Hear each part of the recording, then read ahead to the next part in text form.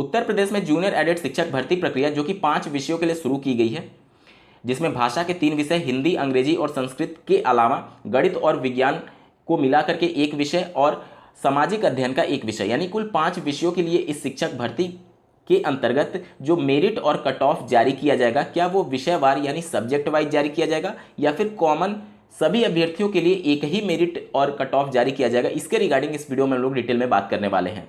तो अंत तक जरूर जुड़े रहेगा इस वीडियो के साथ यदि आप भी इस शिक्षक भर्ती से संबंधित हैं। नमस्कार दोस्तों, मेरा नाम है नीरज और आप देख रहे हैं करियर बिट यूट्यूब चैनल। अगर आप इस चैनल पर पहली बार विजिट कर रहे हैं तो इसको सब्सक्राइब करते हुए बेल आइकन को प्रेस करना ना भूलें।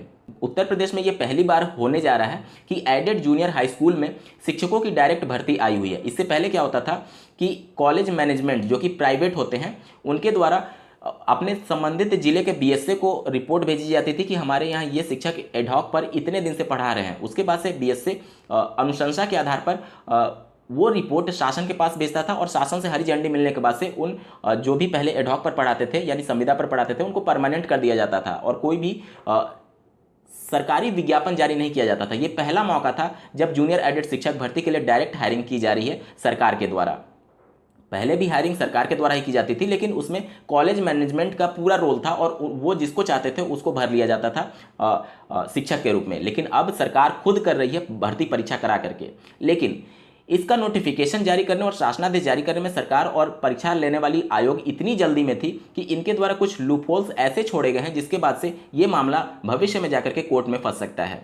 क्योंकि ये भर्ती 5 विषयों के लिए कराई तो जा रही है, लेकिन इसके बारे में प्रत्येक विषय के लिए कितने सीट निर्धारित किए गए हैं ये नहीं बताया गया। कॉमन तो बताया गया कि कुल 1500 समथिंग सीट हैं अगर बात करें सहायक अध्यापक के, लेकिन उसमें भी 5 विषय हैं। 5 विषय के लिए फिर अलग अलग डिस्ट्रीब्यूट कितना सीट होगा इसके बारे में जानकारी नहीं दी गई है। दूसरा, चूंकि अलग अलग विषय के लिए ये अलग अलग परीक्षा करा रहे हैं, लेकिन मेरिट विषयवार बनेगी या फिर कॉमन मेरिट बनेगा इसके आधार पर भी चर्चा नहीं की गई है। इसके अलावा मेरिट में नॉर्मलाइजेशन का कॉन्सेप्ट अपनाया जाएगा या फिर नहीं अपनाया जाएगा इसके बारे में भी चर्चा नहीं की गई है। देखिए, जब भी कोई परीक्षा होती है तो उसमें नॉर्मलाइजेशन और ये सभी नियम को पहले लिखा गया रहता है और चूंकि ये इस नोटिफिकेशन में इन सभी के बारे में कोई भी जिक्र नहीं किया गया तो ये एक लूपहोल छोड़ दिया गया जिसके बाद से ये माननीय कोर्ट में भविष्य में जाकर के चैलेंज भी हो सकता है। अब आते हैं आपके मेन प्रश्न पर कि जो मेरिट और कट ऑफ तय होगा वो विषयवार होगा या फिर कॉमन होगा। देखिए, इससे पहले वर्ष 2013 में 29,000 समथिंग गणित और विज्ञान के जो उच्च प्राथमिक में शिक्षकों की भर्ती आई थी। लोग उससे इसको कंपेरिजन कर रहे हैं कि इसमें भी कॉमन मेरिट बनाई जाएगी, जो कि संभव ही नहीं है। कॉमन मेरिट नहीं बनेगी, विषयवार ही मेरिट बनाया जाएगा।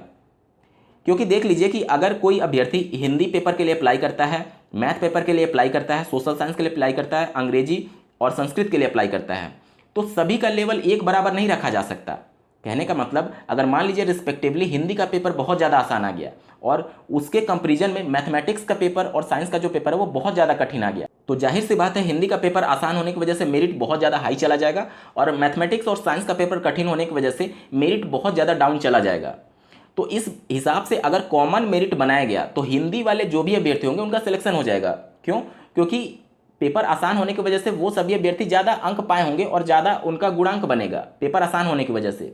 लेकिन मैथमेटिक्स वाले का पेपर कठिन होने की वजह से इनका गुणांक कम बनेगा, क्योंकि नंबर ऑफ क्वेश्चन ये कम अटेम्प्ट करेंगे और उसके हिसाब से इनके नंबर भी कम होंगे और गुणांक भी कम बनेगा। तो इस हिसाब से मैथमेटिक्स और साइंस वाले अभ्यर्थी का तो सिलेक्शन ही नहीं हो पाएगा अगर कॉमन मेरिट बनती है तो ये कुछ लूपहोल्स हैं जिसके बाद से ये मामला कोर्ट जा सकता है। हालांकि बहुत ज़्यादा उम्मीदें हैं, 99% उम्मीदें हैं कि जो सिलेक्शन प्रोसेस होगा वह विषयवार ही किया जाएगा। भले ही अभी अलग अलग विषयों का डिस्क्लोज नहीं किया गया कि कितनी सीटें हैं, लेकिन इसके रिजल्ट के घोषित होने के बाद से फिर से जो आवेदन लिए जाते हैं शिक्षक भर्ती में काउंसलिंग के लिए, उन सब चीज़ों के लिए, तो उसमें सीटों को डिस्क्लोज किया जा सकता है प्रदेश सरकार के द्वारा या फिर आयोग के द्वारा कि पर्टिकुलर किस सब्जेक्ट के लिए कितनी सीटें हैं। और उसमें आप जब अप्लाई करेंगे तो उसमें अलग अलग कैटेगरी यानी अलग अलग सब्जेक्ट के कैटेगरी के लिए अलग अलग फाइनल मेरिट बनाई जाएगी और अलग अलग गुणांक के हिसाब से फाइनल सिलेक्शन किया जाएगा। दूसरा, अभ्यर्थियों के मन में यह डाउट हो सकता है कि सभी पेपर को एक लेवल पर लाने के लिए, जैसे कि सभी विषयों के 5 विषयों के पेपर को एक लेवल पर लाने के लिए क्या नॉर्मलाइजेशन के कॉन्सेप्ट को अपनाया जा सकता है। देखिए, नॉर्मलाइजेशन का कॉन्सेप्ट वहां पर अपनाया जाता है जब आप एक ही लेवल के दो अभ्यर्थियों का कंपैरिजन करना चाहते हैं अलग अलग डेट में परीक्षा कराने के संदर्भ में, जैसे कि आईबीपीएस के एग्जाम में हो गया या फिर सीटेट जो अभी कराने जा रही है दिसंबर जनवरी में। तो उसके लिए आप नॉर्मलाइजेशन मान सकते हैं, क्योंकि सभी स्टूडेंट का स्तर एक बराबर है, क्योंकि सभी उसी परीक्षा में सम्मिलित होने जा रहे हैं, उसी सब्जेक्ट का पेपर देने जा रहे हैं, और चूंकि पेपर अलग अलग दिन था इस वजह से उनके लेवल को बराबर करने के लिए नॉर्मलाइजेशन किया जा रहा है। लेकिन यहाँ पर आप सभी स्तर के बच्चों को एक लेवल पर तौल नहीं सकते। क्यों? क्योंकि यहाँ पर विषयों की परीक्षा अलग अलग है। अब कोई अगर आर्ट साइड से बंदा है तो आप उसका कंपैरिजन साइंस साइड वाले बंदे से नहीं कर सकते। अगर ये प्राइमरी की भर्ती होती तो आप कर सकते थे, क्योंकि वहाँ पर विषयवार चयन नहीं होते हैं। लेकिन ये जूनियर एडेड एक तरीके से आप मान सकते हैं उच्च प्राथमिक का है, जिसमें सब्जेक्ट वाइज सिलेक्शन हो रहा है। तो आप आर्ट साइड वाले बंदे का कंपैरिजन साइंस साइड वाले बंदे से नहीं कर सकते। या फिर इसी प्रकार से आप देख लीजिए, अगर कोई हिंदी का पेपर दे रहा है तो उसका आप सामाजिक अध्ययन के पेपर से तुलना नहीं कर सकते, वो बिल्कुल डिफरेंट चीज़ है। तो ये 100% तय है कि इस परीक्षा में नॉर्मलाइजेशन का कॉन्सेप्ट नहीं अपनाया जाएगा, क्योंकि अलग अलग विषयों को आप एक पैमाने पर नहीं तौल पाएंगे। अगर एक ही विषय की परीक्षा अलग अलग तिथियों में होती तो आप नॉर्मलाइजेशन का कॉन्सेप्ट अपना सकते थे, लेकिन चूंकि विषय ही अलग है तो आप उन सभी को एक पैमाने पर नहीं तौल पाएंगे। इन सब के बाद से ये तय है कि इस भर्ती परीक्षा का जो कट ऑफ और मेरिट जारी होगा वो विषयवार अलग अलग जारी होगा। आपके मन में ये संदेह उत्पन्न हो सकता है कि जूनियर एडेड शिक्षक भर्ती में प्रधानाध्यापक के भी लगभग 300 से ज़्यादा पद हैं, तो क्या उनका भी सब्जेक्ट वाइज सिलेक्शन होगा?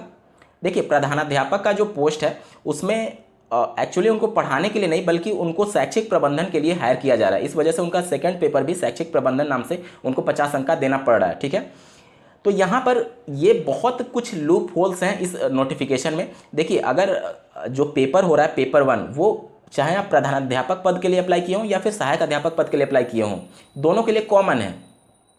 तो अगर मान लीजिए कि कोई हिंदी वाला पेपर देकर के क्वालिफाई करता है और कोई मैथमेटिक्स वाला पेपर देकर के क्वालिफाई करता है प्रधानाध्यापक पद के लिए, और साथ ही साथ उनका अगर जो शैक्षिक प्रबंधन वाला पेपर है उसमें दोनों में नंबर सेम होता है, तो जाहिर सी बात है हिंदी वाले पेपर का गुणांक अधिक बन जाएगा, क्योंकि उनका पेपर आसान था और उन्होंने ज़्यादा नंबर गेन किया था।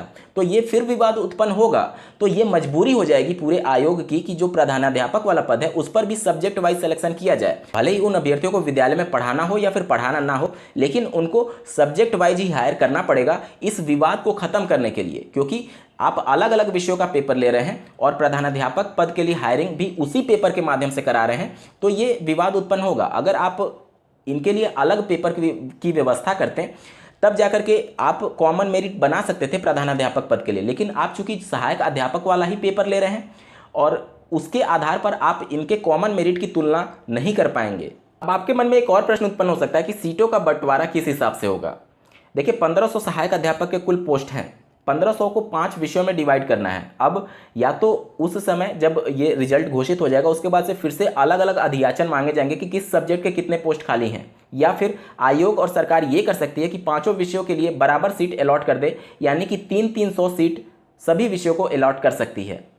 अब उसमें भी कैटेगरी वाइज डिवाइड करना पड़ेगा, जैसे कि अनरिजर्व कैटेगरी के लिए 50%, यानी कि जनरल अभ्यर्थियों के लिए 150 प्रत्येक विषय के लिए हो सकता है। उसके बाद से 27% ओबीसी अभ्यर्थियों के लिए अलग निकाल दिया जाएगा। इसके बाद से कैटेगरी वाइज अलग अलग सीटों को निकाल करके उस पर फिर अलग अलग मेरिट बनाई जाएगी। जिस प्रकार से आप लोगों ने 69 सहायक अध्यापकों की भर्ती में देखा था कि अलग अलग कैटेगरी की अलग अलग कट ऑफ गया हुआ था। तो सबसे पहले तो ये सीटों का निर्धारण होगा किस आधार पर आयोग करती है, चाहे तो सभी विषयों को बराबर सीटें दे सकती है या फिर से अधियाचन मांग सकती है बीएसएस से कि किस विषय के कितने पद खाली हैं। उसके बाद से विषयवार रिक्तियां निकाली जाएंगी, उसमें फिर कैटेगरी के वाइज के अनुसार फिर सीटों का बंटवारा होगा, फिर कैटेगरी में अलग से कट ऑफ बनेगा, उसके बाद जाकर के फाइनल मेरिट के आधार पर सिलेक्शन होगा। ये पूरा प्रोसेस होने वाला है इस जूनियर एडेड शिक्षक भर्ती की प्रक्रिया में। दोस्तों, अगर आप जानना चाहते हैं कि कितना कट ऑफ सेफ हो सकता है इस जूनियर एडेड की शिक्षक भर्ती प्रक्रिया में, तो इस वीडियो के डिस्क्रिप्शन में आपको एक डेडिकेटेड वीडियो का लिंक मिलेगा जिसमें इसी मुद्दे पर मैंने बात कर रखी है कितना कट ऑफ सेफ हो सकता है। आप उस वीडियो को जरूर देखिए, आपके कुछ हद तक डाउट क्लियर होंगे। दोस्तों, आपको ये वीडियो कैसा लगा कमेंट करके जरूर बताइएगा और ऐसे ही महत्वपूर्ण अपडेट के लिए इस चैनल को सब्सक्राइब करना ना भूलें। इस वीडियो को देखने के लिए आपका बहुत बहुत धन्यवाद। भगवान करे आपका दिन शुभ हो।